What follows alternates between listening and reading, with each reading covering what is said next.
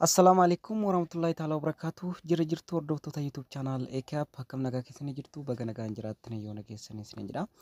Egaa arrallee shabakaa tolaa kan yeroo dheeraa isiniif dalaguu qabadhee isiniif dhiyaadheetiin jira jechuudha. Hagatuma sagantaa kiyyaatti kan hordoftan kabajaan isin gaafadha. Dhiifama utaalloon qabe immoo sagaleen akka tokko jira. Aappii kana kan argattanu walumaa galatti jechuudha. Koomentii jalqabaa viidiyoon haaraa gadhiisuutii fi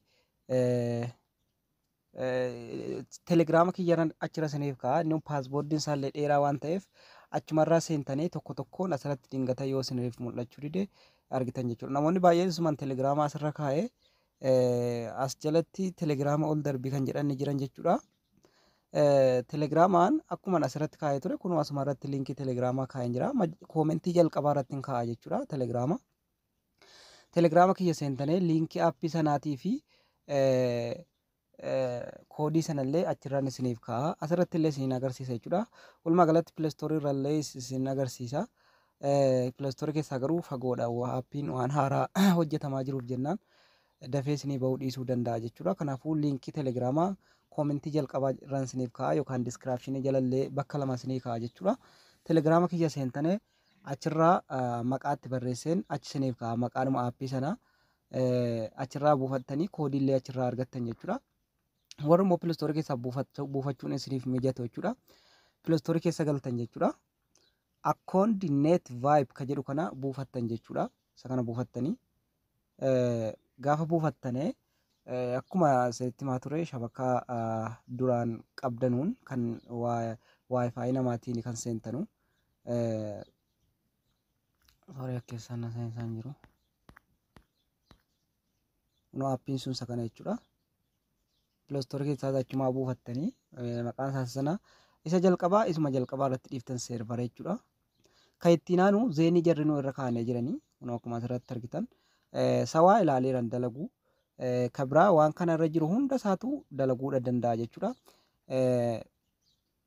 Akkas isiniin jedha ijoolleen oomaan jirtanillee dalaguu danda'a jechuudha.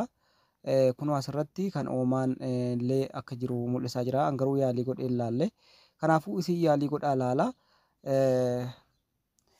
Asirratti gaa seervaraa kan barbaaddan kan keessaa qabdan kan jawwii kan zeenii kan mobaayilaa kan barbaaddan irra keewwattan jechuudha. Kan mobaayilaa jarrinuu irra kaa'anii jiranii.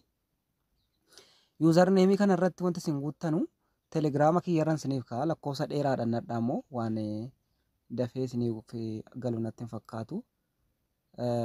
Anuyyuu kooppii godheen fide jechuudha.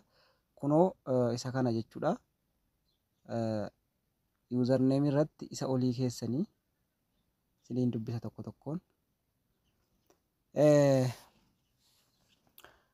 Yuuzar neemii irratti 13947624 paaspoortii irratti bakka paaspoortii irratti sagadii irratti jechuudha 9585 isa kanatti guuttan jechuudha. Sitti mul'ata jedhee yaada. Inni akirri 33 paaspoortiidha isa gadii irratti gootan jechuudha. Inni akirri 24 immoo isa olii irratti gootanii walumaa gara irratti telegiraama kiyya irratti yuuzar neem jedheen isiniif ka'a. Paaspoort jedheen adda addaan isiniif ka'a. Liinkii aappii kanaas achirran isiniif ka'a. Telegiraama kiyyaa gala. Liinkii telegiraama kiyyaa immoo jechuudha. Akkuma nama isinitti hime koomentii viidiyoo haaraa jalqabaa kan duraan irrallee kaa'an ture kun akkuma asirratti argitan koomentii jalqabaa ala seentanii koomentii jalqabaarra telegiraama kiyyan kaa'aa jechuudha. Akkasuma diskiraapshinii jalallee isiniif hin kaa'aa viidiyoo an haaraa gadhiisu kanarratti jechuudha. Warri oomaan jirtanillee yaalii godhaa ilaalaa shabakaa kana jechuudha. Egaa amma mee aappii kana cufeen aappiin fayyadamaa cufeen banee ilaala jechuudha. Amma cufeera. Sana booda istaarti kan jettu kun as jalatti argamte jechuudha. Ishee kana ishee tokkoof cuqaastan jechuudha. Sana booda xiqqoodhuma obsitanii irra deddeebiin jedhu ofumaan bana jechuudha. Amma akkuma argitan baneetiin jira jechuudha.